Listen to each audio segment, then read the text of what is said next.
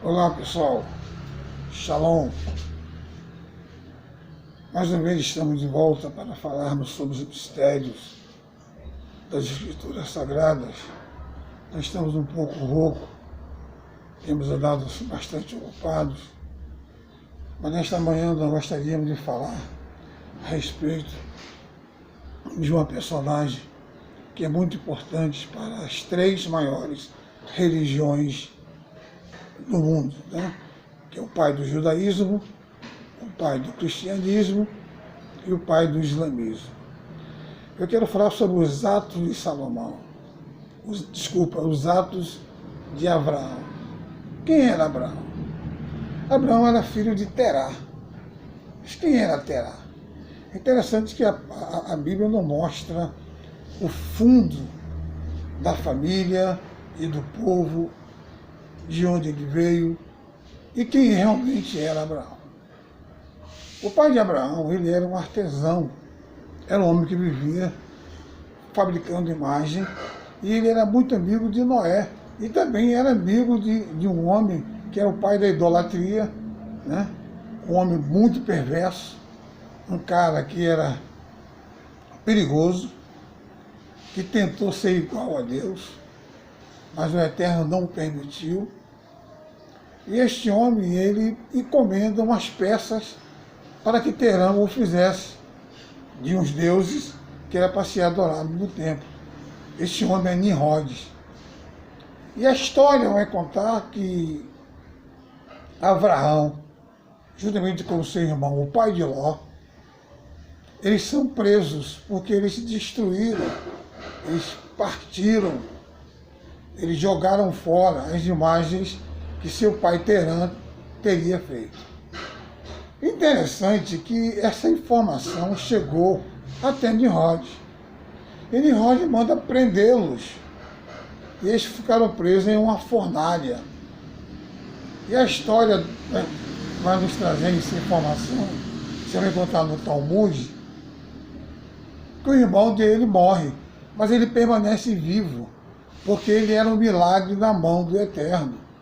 E o Eterno tinha um mistério na vida dele, a qual teria que ser cumprido. Por isso que ele é chamado o pai da fé, o pai da fidelidade. Abraão, ele nasceu mais ou menos no período 1876 da era diluviana, ou seja, após o dilúvio. Era um jovem que tinha uma visão totalmente diferenciada dos outros jovens da época dele. Ele não aceitava aquele tipo de romaria, aquele tipo de adoração aos deuses, que todo aquele povo, até a sua própria família, estava mergulhado. Mas interessante que tinha muitos deles que sabia que não poderia fazer aquilo, que o Deus dos céus, o Deus de Noé, o Deus Elohim, era o Deus verdadeiro. Mas Nimrod, ele como pai da idolatria, ele impregna isso no coração das pessoas pelo seu poder. Por isso que ele é chamado caçador de homens. As pessoas viviam sob o domínio deste homem, pelo poder que ele tinha. Ele era um cara muito forte. As pessoas tinham medo, temiam para ele. Ele era um semideus. De acordo com o texto bíblico, ele tornou-se amigo de Abraão, em idades bem diferenciadas, mas ele sentia que Abraão era um camarada que era diferente das demais pessoas. Interessante que ele descobre que ele é filho do artesão Terã. E Terã, ele tinha um grande conceito, por ser um grande fabricante de imagem, de escultura. Interessante, né, que a Bíblia Sagrada não nos traz essas informações, porque existia dois grupos de sacerdotes que existia um conflito muito grande entre eles, né, que são aqueles que tinham a visão do Talmud, eles trabalhavam em cima do Talmud, eles usavam o Talmud. E tinha um outro grupo que não dava muita credibilidade ao Talmud. Então o que acontecia? Eles entravam em conflito. E por isso que essas informações foram tiradas da Torá, para que pudesse agradar os dois lados da questão. Isso não mudou, né? Isso continua até os dias de hoje. As pessoas têm as suas interpretações totalmente diferenciadas uma das outras. Mas Abraão, ele tenta converter o seu pai e a sua família ao Deus que tinha poder para trazer a água, a chuva, a comida, o sol, a lua. Um Deus que não necessitava de sacrifícios para abençoar as pessoas, dando o próprio exemplo a Noé. Mas Terã vivia disso. Ele não tinha outra opção. Ele estava agregado a Nimrod, a visão de Nimrod, pela questão financeira. Porque isso que agradava a eles era a questão financeira. Muitas pessoas se corrompiam, não porque queriam, mas por status, por questão financeira. Isso acontece também nos dias de hoje. Nós percebemos hoje aí em Brasília, tem uma centena de pastores que estão lá como deputados, e você não vê nenhum trabalho desses camaradas. Você não vê eles lutar por nada a favor da sua crença, da sua fé. Porque estão alienados à questão financeira e ao status, né, para se apresentar a uma sociedade como deputado federal, mostrar um conceito que não tem. Isso é tremendo. Mas o seu pai não lhe deu ouvido, não o aceitou e permaneceu da mesma forma. E ele vem a óbito, ele vem a morrer. Quando seu pai morre, Deus o chama. Diz: Abraão, sai do meio da tua parentela e vem para o lugar que eu te mostrarei.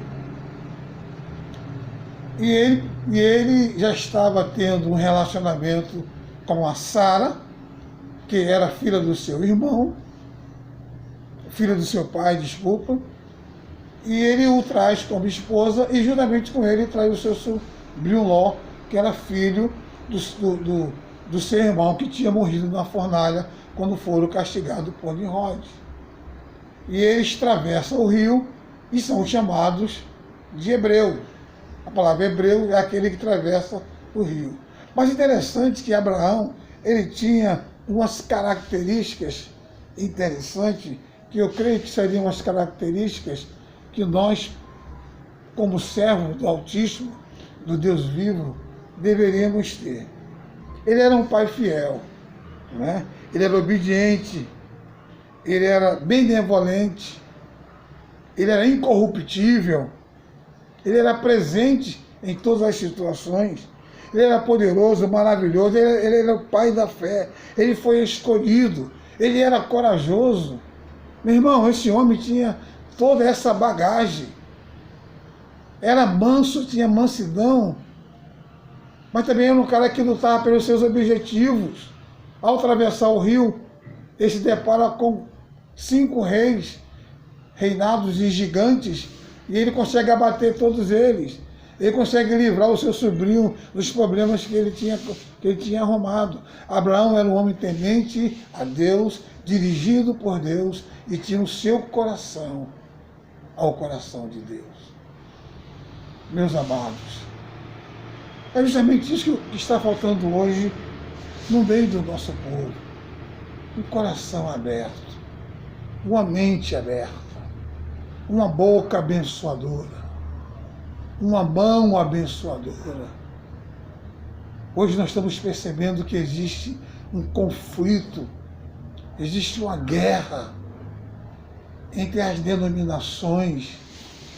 Elas estão lutando pelo seu bem maior, pelo seu bem melhor. Sua preocupação hoje é totalmente financeira. São pastores corrompidos, como agora mataram agora um pastor foi morto pelos seus 2 filhos. É Malaquias. No final dos tempos, o pai irá converter o coração do pai ao filho, do filho aos pais. São esse tipo de coisa que está acontecendo hoje porque a palavra do Eterno está se cumprindo. Este homem ele teve 3 esposas, né? Ele teve 3 mulheres maravilhosas em sua vida. Ele teve Sara, teve Agar e teve Quetura. E teve 2 filhos que foi a herança. Ele teve Ismael, que hoje são os árabes, e teve Isaac, que hoje é Israel.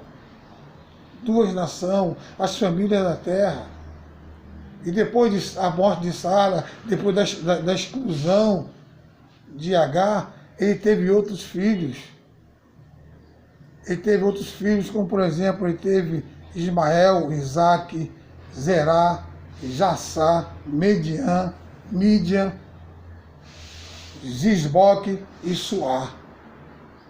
Esses foram os filhos deste homem que deram prosseguimento ao seu ministério.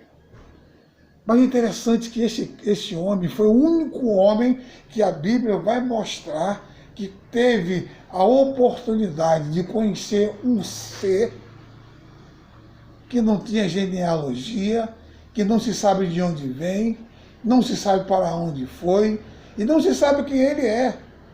Abraão esteve com Melquisedeque. Quem era Melquisedeque? Quem foi Melquisedeque? Existem várias linhas que desfilam dentro desse contexto. Se eu fosse falar sobre essas linhas, nós iríamos ficar aqui o dia inteiro. Uns dizem que é um mito, outros dizem que é o próprio Yeshua, outros dizem que é o próprio Deus, outros dizem que é um arcanjo. Só sei que eu sei que ele disse que ele era o rei de Salém, o rei de paz. Mas também há estudiosos que dizem que ele é sacerdote dos panteões. Panteões é um lugar onde ficam todos os deuses. Então a gente fica com informação um pouco trancada por não saber realmente quem era este homem. Mas Abraão o dizimou, bebeu, comeu e o abençoou. Foi um homem privilegiado. Abraão, o pai da fé, aquele que nos trouxe e nos apresentou o grande Elohim. Esse é o Deus dos céus. Esse é o Deus dos meus pais. Abraão, Isaac e Jacó, o Todo-Poderoso. Meus amados, a história deste homem ela é fascinante. Este homem fez coisas incríveis. O que me chama a atenção de Abraão é a obediência. Ele ouve uma voz. Ele conhecia esse Deus através de Noé, de suas histórias. Ele não tinha ainda tido uma proximidade, uma intimidade.